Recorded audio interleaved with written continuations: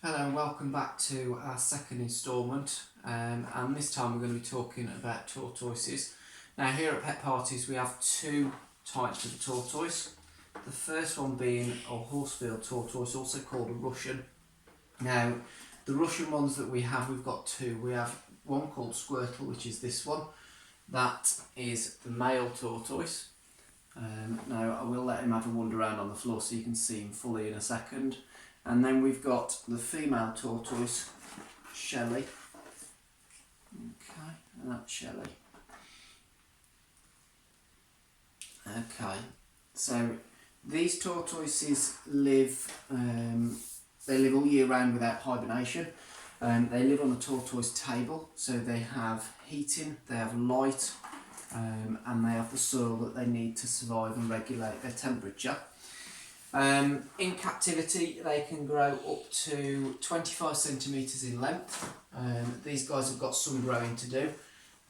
They're in the region of about 5 years of age. They were hatched and they were bought, both as females at the point of purchase. Now most reptiles are hatched as eggs.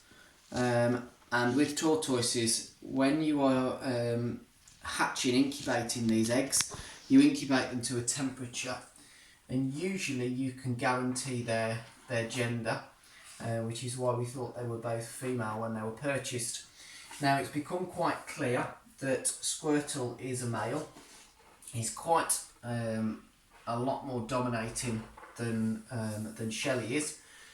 The size, however, isn't a good indication. Females tend to be bigger than males, but they, as you can see, are ever so slightly different in their morphology. So if we look at Shelley, you'll notice that her shell here isn't completely formed. She can't put her head fully in.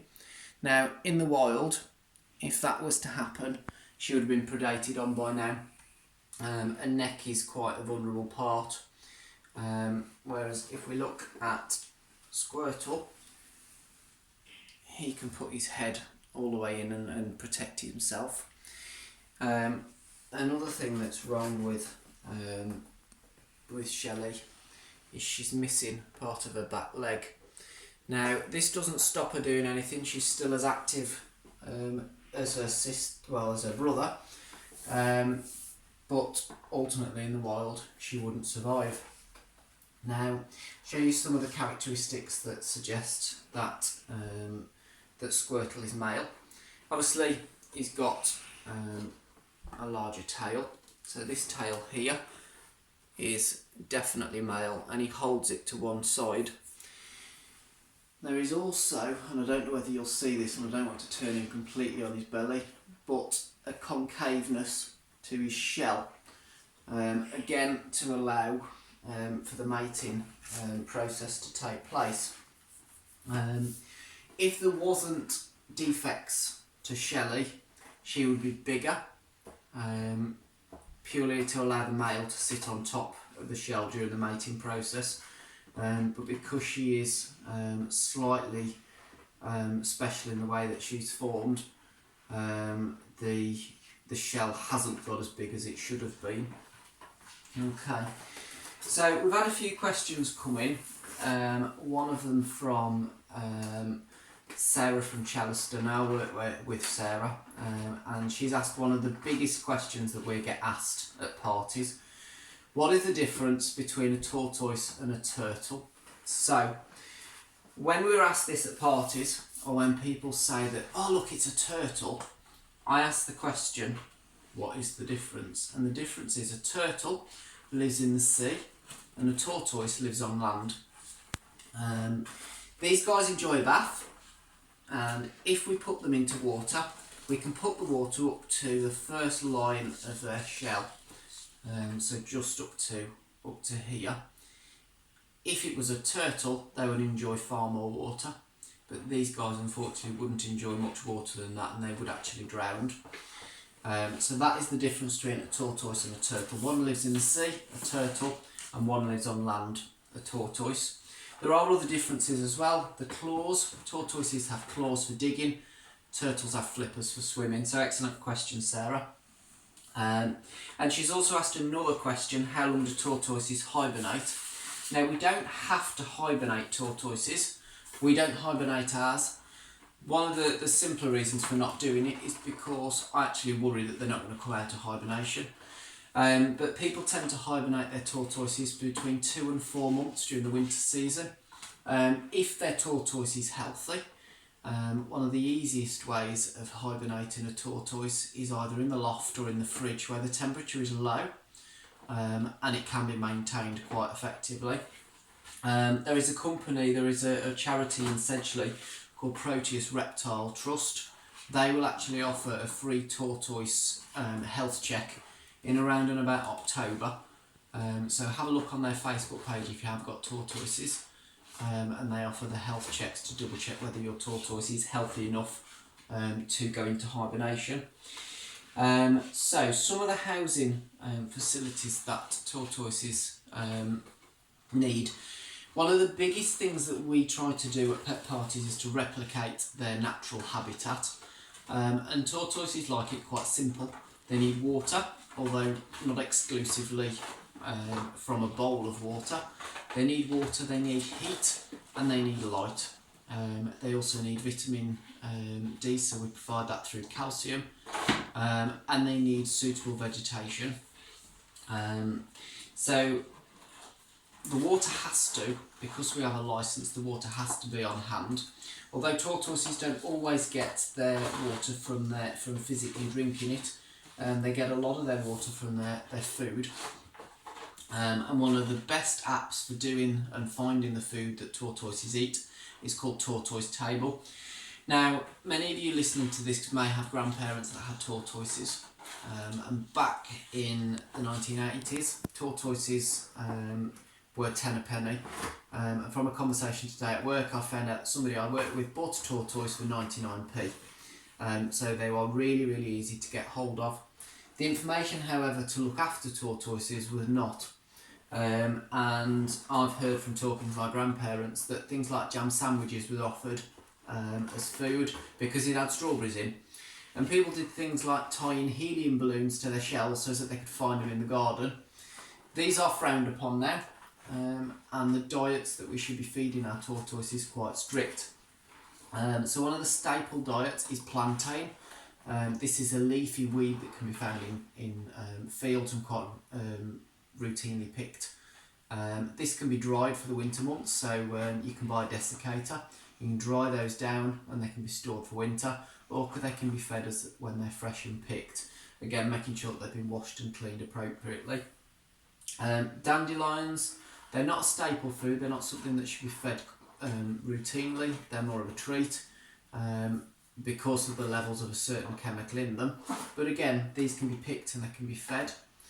One of the good foods that's quite readily available is gem lettuce, not iceberg because that's primarily water and cellulose, but gem lettuce does offer quite a good substitute if you can't get out and feed the fresh vegetation that they need. Another plant that's quite good is butterfly bush. The leaves, the flowers, anything but the stem of that, the tortoise will regularly eat. Again, making sure that it's been powdered with calcium. Now, the other tortoise that we have is a Hermanns tortoise. Now, Alf, as she was called, is round and about 6 years old. She's not actually ours, we're looking after her for the time being, while friends of mine go off travelling, or they should be travelling. They're currently hunkered down in isolation, keeping themselves safe. But Alf, or Alfina as she's now called, is a Hermanns tortoise. As you can see, she's considerably bigger if I put these next to each other. So Squirtle and Alf, you can see very different sizes. So the dietary requirements for Alf, very similar to a Russian, but she can sometimes eat fruits. She quite enjoys a bell pepper as a treat. But apart from that, her diet is very similar to our Russians. Now, longevity of these guys. You often hear that dogs aren't for Christmas, they're for life, and tortoises are extreme examples of this. They can live, some of the statistics I've seen today whilst doing a little bit of research, they can live from 40 to 80 years in captivity. And one of the things that we have to be careful of when we purchase these is knowing that they are likely to become our children's pets. One of the pieces of information that we actually have seen given out quite routinely, and we've actually been asked as tortoise owners ourselves, is what happens when the owner dies. One of the things that may have to be considered is putting the wants or needs of these tortoises into your will to make sure that they are looked after appropriately. So, Alf's habitat is very similar to the Russians. The only difference is that we actually use a strip light in Alf's because she's got a bigger table than our table that we use for our Russians. As I say, one of the best resources for these guys is the tortoise table for looking at their food requirements, and it rates them onto red, amber and green as to what's safe to feed daily, something that's in moderate feeding, and something that's a complete no-no. Now, I don't want to give any more advice on these guys because they are so specific to their species, and it's also worthwhile researching and enjoying that. Something that we have found with tortoises is that they are absolutely fantastic things to take to parties because they have personalities. Alf is quite a private tortoise. She quite enjoys having a pet and a stroke. But these guys, there are very different characteristics that these exhibit.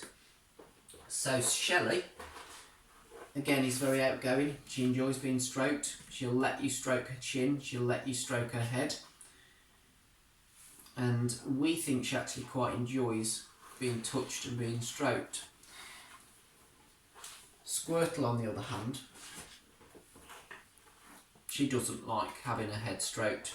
She quite enjoys having a leg stroked, but she really dislikes having her head stroked, and she does everything that she can to get away. So she'll let me stroke her back legs. She sometimes lets me stroke her front legs, but as soon as I go for her head, that's it, it's away.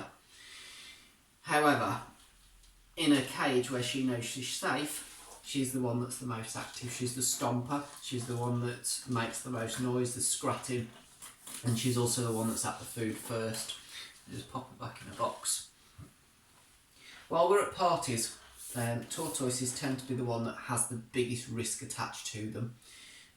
Tortoises have beaks, they don't have teeth, they have beaks, and I'll use Alf to show this. So if we look at Alf, she has a beak just here. So she will rip off food, and they don't tend to let go until they've swallowed something. So one of the biggest things that we find that children want to do with their animals is kiss them.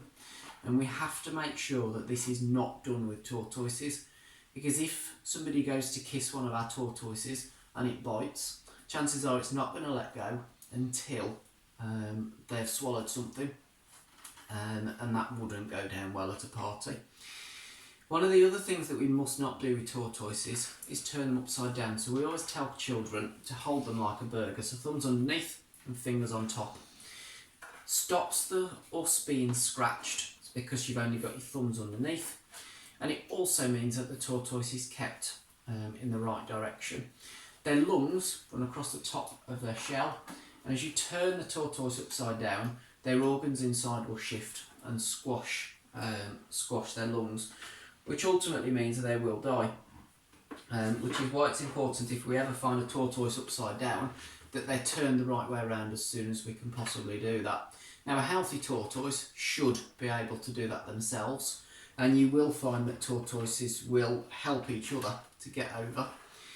You will also find that when tortoises are fighting, that's the first thing that they try and do, flip their opponent, ultimately to have that effect. Now, Paul from Littleover, another guy that I work with, has asked a question. What is a tortoise's shell made from? So the tortoise's shell is formed in two sections, a bottom bit and a top bit, and I won't go into the scientific names of those, but they're made of tiny bones, and these tiny bones are then covered with separate plates which are made of keratin. So if I should use Squirtle on this one, so each of these plates that you can see here, they're all made from keratin, and it wasn't until November when myself and my wife went on our honeymoon that we realised tortoises can actually feel a touch. We thought they were lacking sensitivity on the top of the shells, but during our trip to the Seychelles we were actually told that each of these lines hold nerve endings and they can actually feel the sensation of touch. Now, that's all that we've got planned for tortoises. But coming up on Monday the 6th, we will film our next 2 sets of videos, and they will include the skinks. So we'll have Berber skinks and we'll have a blue tongue skink. Again, we'll do comparisons between the two, but we would like some questions. So Monday the 6th of April, 3 p.m, if you can get the questions to us either on the bottom of this video, the pinned post on the top of our Facebook, which I will edit to include something about the Berber skinks and the blue tongue skinks. Send them in a message to our Facebook page or email them petpartiesltd@outlook.com. Again, we'll be working very closely with the families that haven't been able to have their parties. Once all of this is over and we're out of lockdown, we will work very closely with you guys to try and get your parties in on appropriate dates. If anybody's got any questions or queries, again, make sure you send them into our Facebook page, emails. And the last thing that I would like you guys to have a think about, our 3 Berber skinks have not currently got names.